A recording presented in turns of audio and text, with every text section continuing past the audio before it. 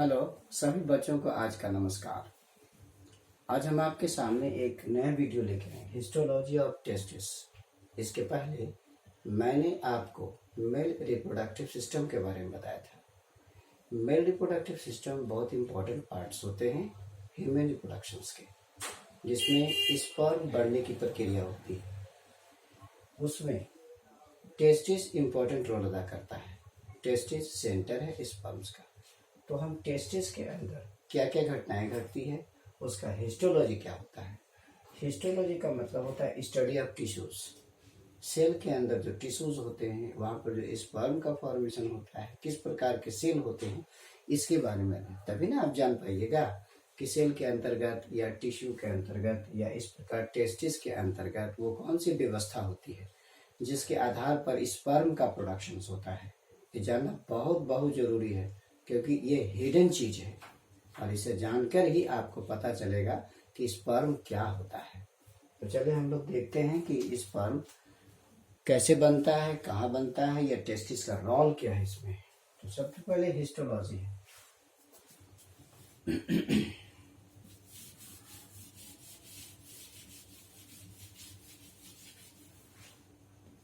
Histology of testis.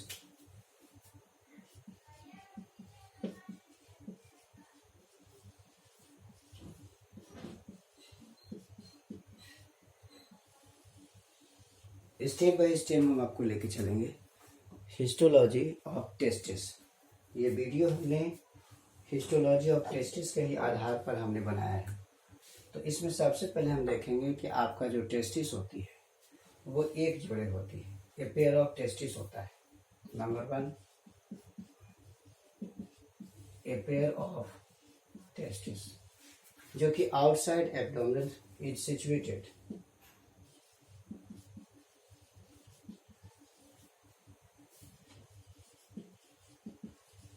outside the abdominal cavity.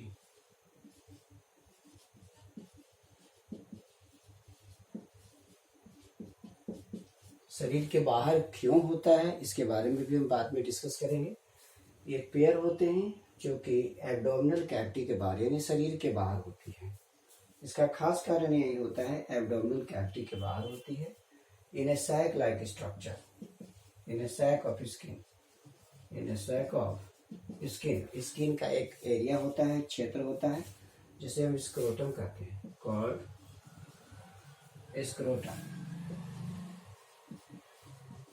Scrotum कहा जाता है। स्क्रोटम जो होती है कीप्स करती है।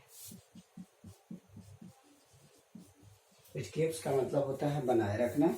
It keeps the testis at a temperature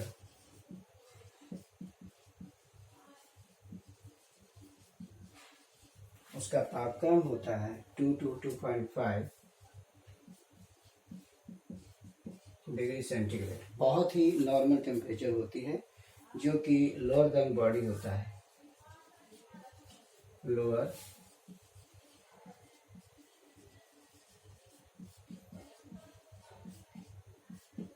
body का जो भी टेम्परेचर होता है उससे बहुत बहुत कम होता है क्योंकि स्पर्म बहुत ही डेलिकेट होता है और शरीर का जो तापक्रम होता है उस तापक्रम पर वो सस्टेन नहीं करता, मर जाता है। इसलिए इसको बाहर रखा गया, व्यवस्था किया गया है। नंबर 2 पॉइंट है आपका इस टेस्टिस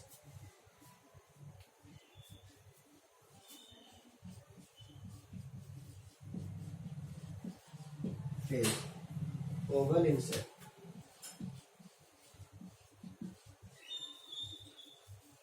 इसका आकार ओवल के आकार का होता है, अंडा के आकार का होता है। लंबाई जो लेंथ होती है, लेंथ 4 से 5 सेंटीमीटर, 4 to 5 सेंटीमीटर, और जो विड्थ चौड़ाई होती है वो होता है 2 to 3 सेंटीमीटर, 2 to 3 सेंटीमीटर। इस तरह से ये एक प्रकार का उसका शेप एंड साइज हो जाता है कि जो टेस्टिस होती है ओवल इन स्ट्रक्चर होता है और इसकी लंबाई 4 से 5 सेंटीमीटर होती है और चौड़ाई 2 से 3 सेंटीमीटर होती है। तो इस तरीके से है आपका।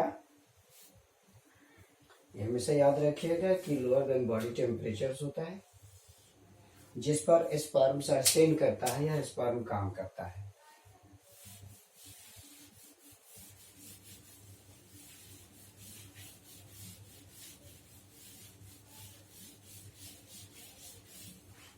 Number 3 point,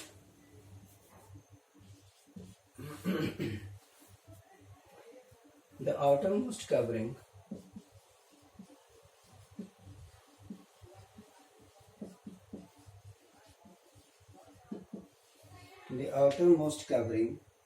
of the testis is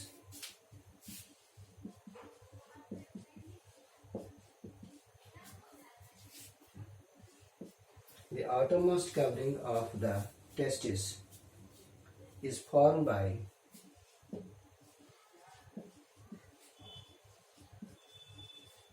dense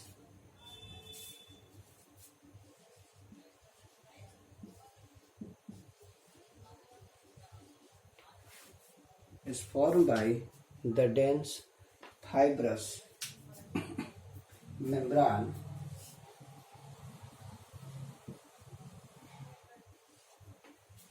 called tunica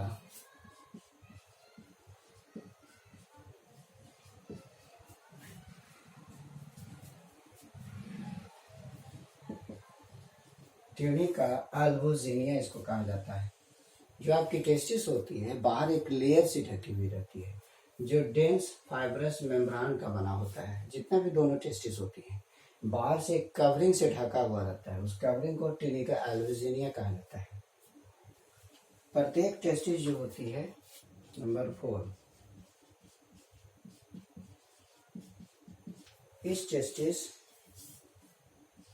प्रत्येक testis is divided into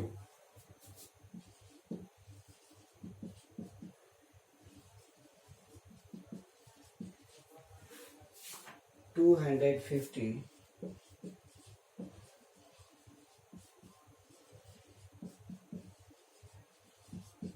250 compartment होता है। कंपार्टमेंट का मतलब होता है कमरा या रूम।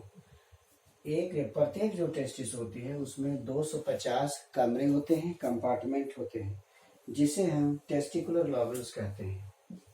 इज कॉल्ड टेस्टिकुलर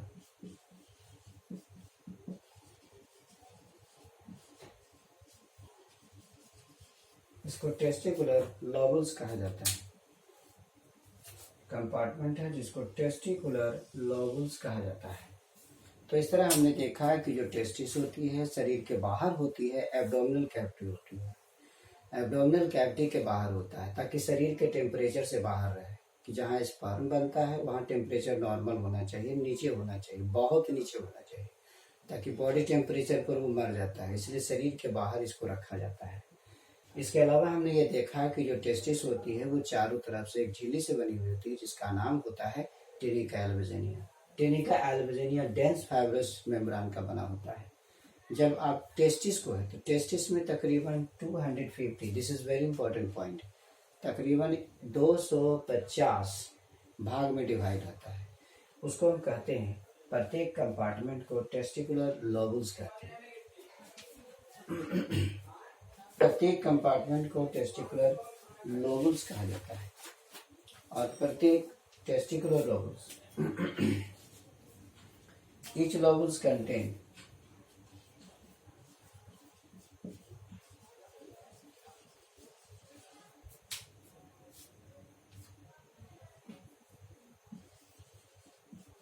प्रत्येक जो लोबुल्स होते हैं से 1 से 3 contain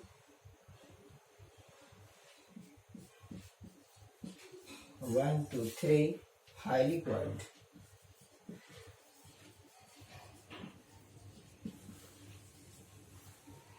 tubules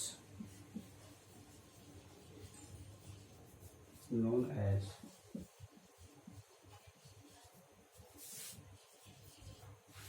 seminiferous tubules.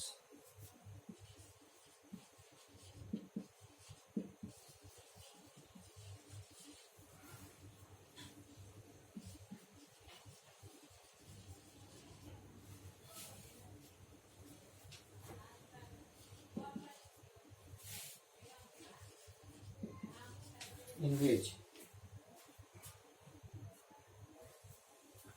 sperms are produced.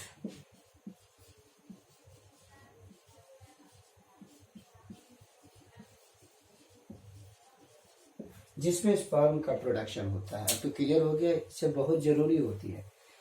तो 250 कंपार्टमेंट होता है, प्रत्येक कंपार्टमेंट को हम टेस्टिकुलर लॉबल्स कहते हैं। अब प्रत्येक लॉबल्स में 1 से लेकर के 3 तक सेमिनिफेरस ट्यूबल्स पाए जाते हैं। 1 भी हो सकते हैं, 2 भी हो सकते हैं, मैक्सिमम 3 होता है। सेमिनिफेरस ट्यूबल्स पाया जाता है जो हाईली क्वाइल्ड होता है। और उसी सेमिनिफेरस ट्यूबल्स में क्या होता है कि स्पर्म का प्रोडक्शन होता है। इस तरह से प्रत्येक टेस्टिस में मिलियंस ऑफ सेमिनिफेरस ट्यूबल्स होते हैं। यू कैन मल्टीप्लाई, अगर 200, 250, 250 कंपार्टमेंट है और एक कंपार्टमेंट में 3 है तो कितने हुए? You can multiply.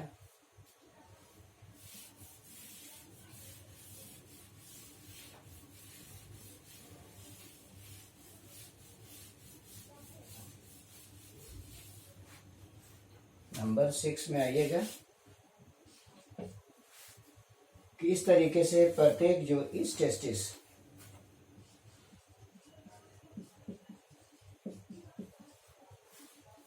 Is made up of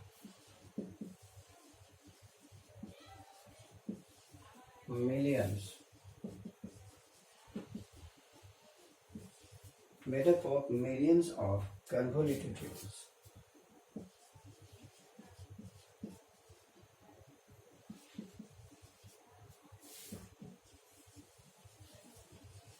Convoluted tubules. प्रत्येक मिलियंस ऑफ कन्वोल्यूटेड ट्यूबल्स होती है।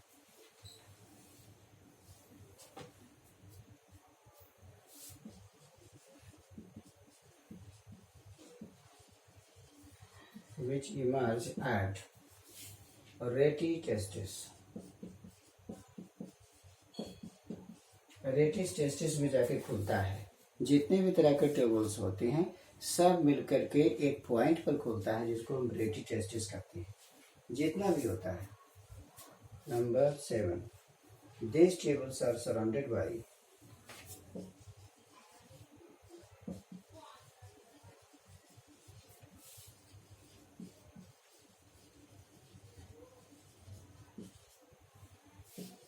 ये सब जो ट्यूबल्स होती हैं चारों तरफ कनेक्टिव टिश्यू से सराउंडेड होती है। कनेक्टिव टिश्यू हम पिक्चर बनाएंगे, बता देंगे। In between seminiferous tubules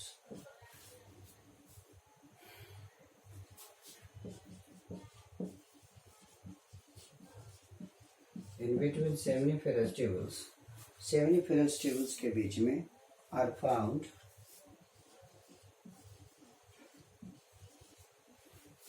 many typical cell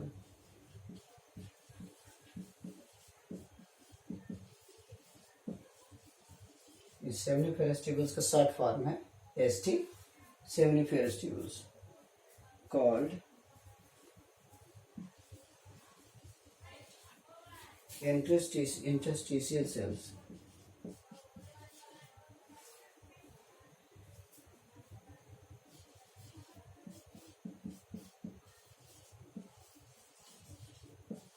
और लीडिंग सेल्स।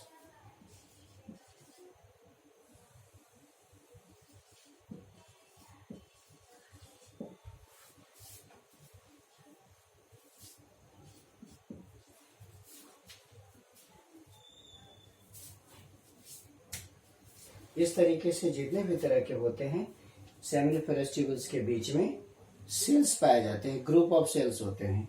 उस ग्रुप ऑफ सेल्स को हम इंटरस्टिशियल सेल्स कहते हैं। ये इंटरस्टिशियल सेल्स है, इसका दूसरा नाम है लीडिंग सेल्स। तो इस तरह से प्रत्येक टेस्टिस जो होती है मिलियंस ऑफ कन्वोल्यूटेड यानी सेमिनिफेरस ट्यूबल्स उसमें उपस्थित होते हैं और सब के सब एट ए पॉइंट पर खुलता है जिसका नाम है रेटिस टेस्टिस की जगह पर खुलता है। रेटिस टेस्टिस के नेटवर्क लाइक स्ट्रक्चर होते हैं। प्रत्येक ट्यूबल जो होती है ये सब के सब टिश्यू से घिरे हुए रहते हैं। सेमिनिफेरस ट्यूबल्स के बीच में ग्रुप ऑफ सेल्स पाए जाते हैं जिसे इंटरस्टिशियल सेल्स और लीडिंग सेल्स कहा जाता है।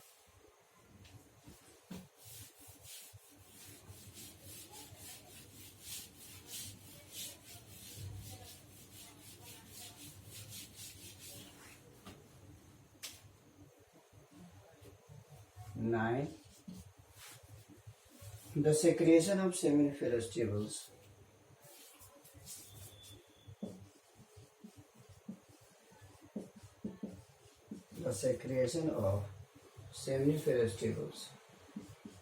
जो सेमिनिफेरस ट्यूबल्स का सेक्रेशन है, shows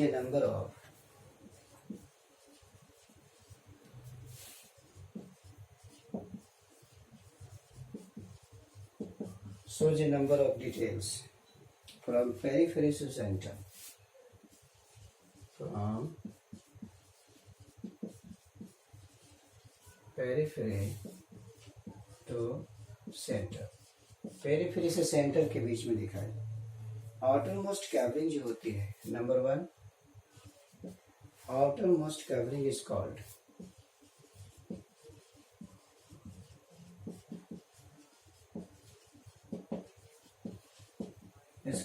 सबसे बाहरी वाला जो कवरिंग होता है उसको जर्मिनल एपिथेलियम कहते हैं. Germinal outermost covering is called germinal epithelium, which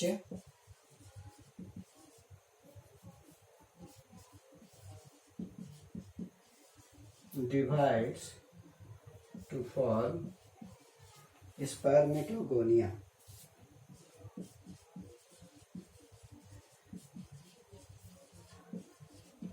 spermatogonia कहलाता है. जर्मिनल एपिथेलियम डिवाइड करता है. स्पर्मेटोगोनिया जो है सेकंड लेयर होता है.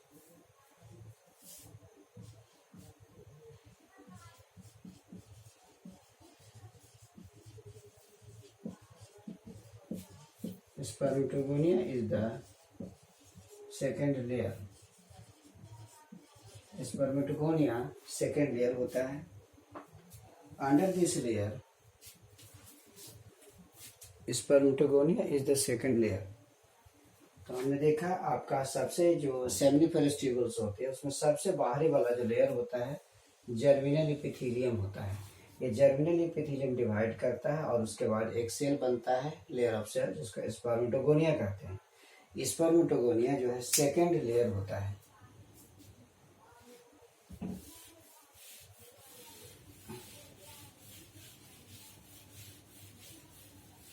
सी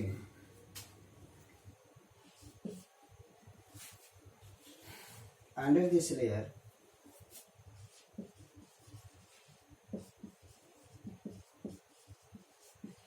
इस लेयर के नीचे lie primary spermatocyte lies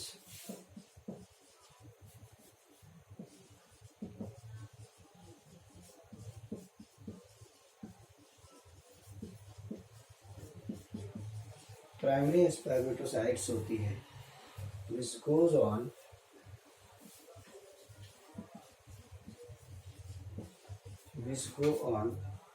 meiosis. तो meiosis की क्रिया होती है and to produce secondary spermatocyte.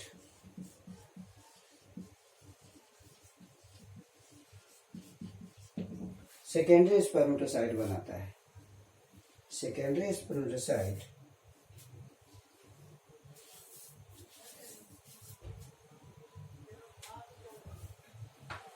Number 3.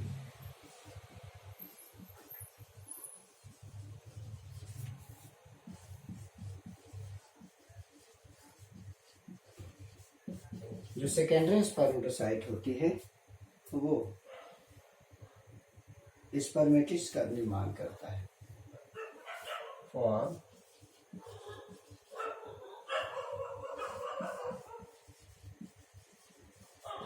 Spermatids का निर्माण करता है.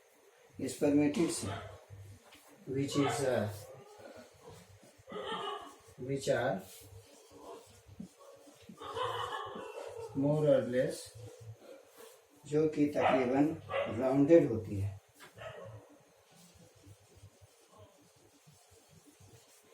गोल होता है. बट ऑन डिफरेंशिएशन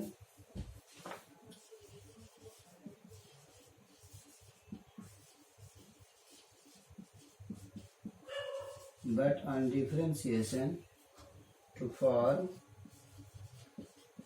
निर्माण करता है स्पर्मेटोजोआ।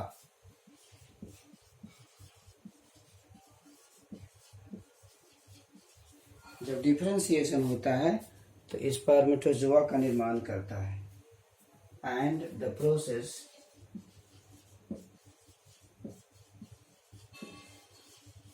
और इसका जो प्रोसेस होता है उसको हम कहते हैं स्पर्मियोजेनेसिस।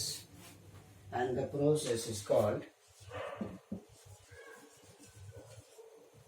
स्पर्मियोजेनेसिस।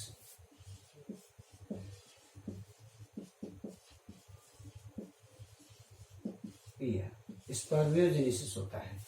इस तरीके से हमने देखा कि primary spermatocyte germinal epithelium, germinal epithelium के बाद आपका स्पर्मेटोगोनिया तैयार होता है। स्पर्मेटोगोनिया से प्राइमरी स्पर्मेटोसाइट, सेकेंडरी स्पर्मेटोसाइट और तब जाकर के स्पर्मेटिड्स बनता है। और स्पर्मेटिड्स तभी बनता है जब स्पर्मेटिड्स बना और स्पर्मेटिड्स के बाद स्पर्मेटोजोआ का निर्माण होता है, जो कि स्पर्मियोजेनेसिस से तैयार होता है। स्पर्मेटोजोआ जो होती है lie in the central reason.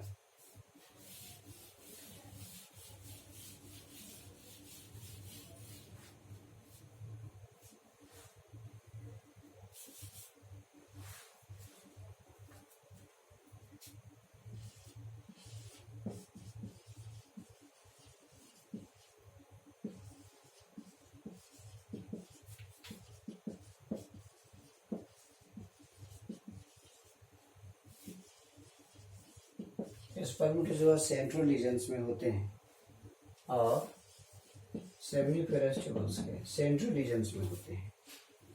और यहाँ पर के बिगर सेल्स होती हैं inside seminiferous tubules,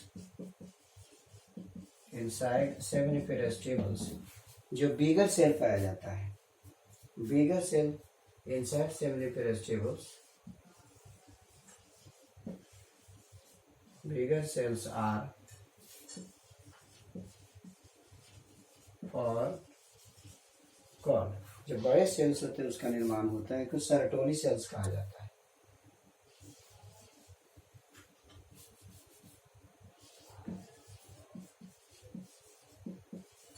Sertoli cells which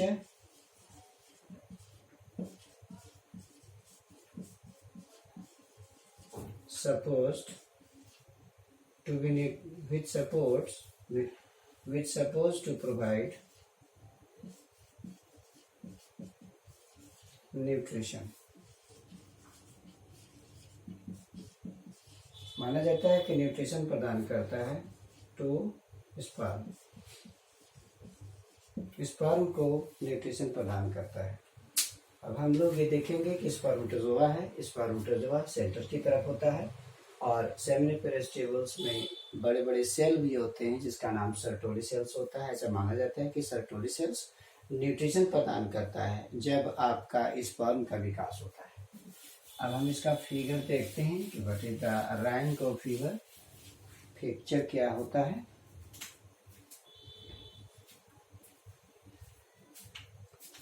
rank of picture इसका क्या है। पिक्चर बहुत ही आसान होता है इसका।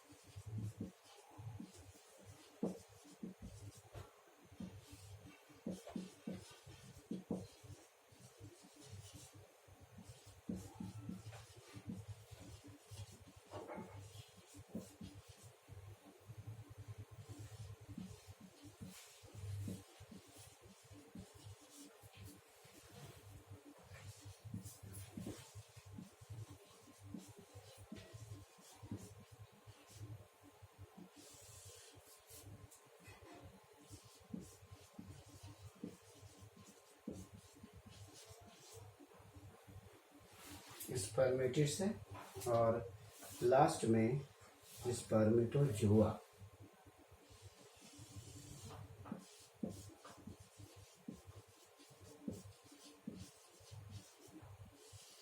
लास्ट में स्पर्मेटोजुआ है। जहाँ तक इसका प्रश्न है तो इसको हम कहते हैं इंटरस्टिशियल।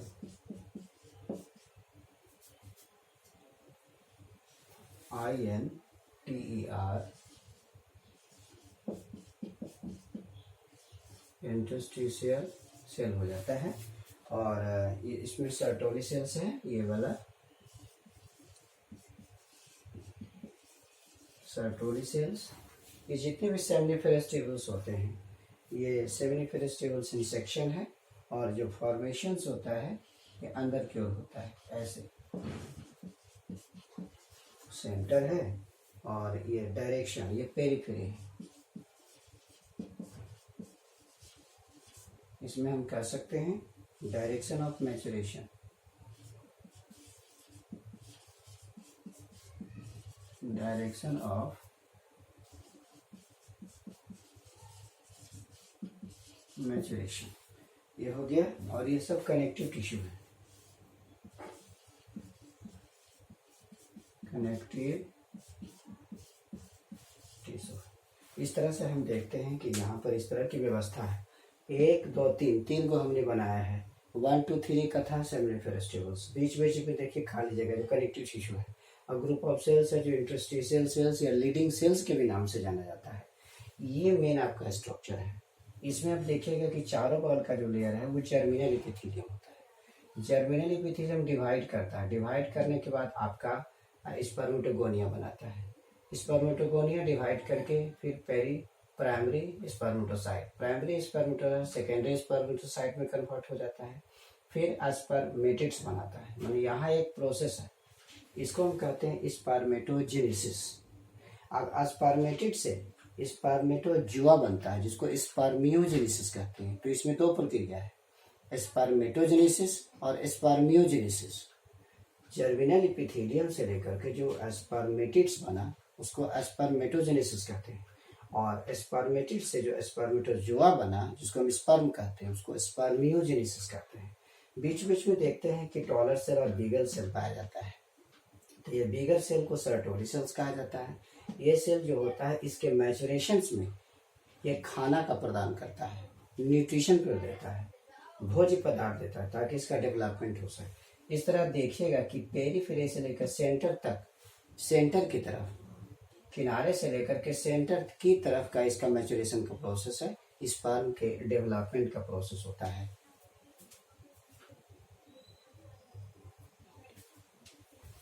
तो इस तरह से इस वीडियो में हमने आपको बताया कि आप थोड़ा सा और देख लीजिए। हिस्टोलॉजी के अंतर्गत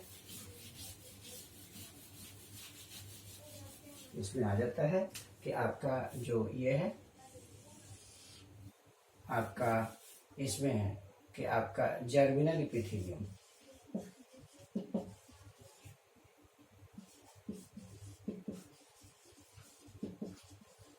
जर्मिनल एपिथेलियम है। तो जर्मिनल एपिथेलियम से आपका स्पर्मेटिड्स का जो प्रोसेस होता है उसको हम कहते हैं स्पर्मेटोजेनेसिस।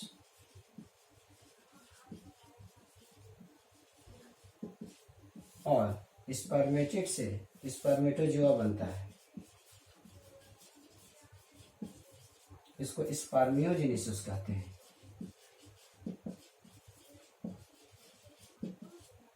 बस ये प्रोसेस याद रखिएगा। इंटायर जो हिस्टोलॉजी के अंतर्गत ये तमाम प्रोसेस होते हैं कि जर्मिनल एपिथेलियम है, इससे एक बहुत लंबे प्रोसेस के बाद स्पर्मेटिड बनता है, इसको स्पर्मेटोजेनेसिस कहते हैं।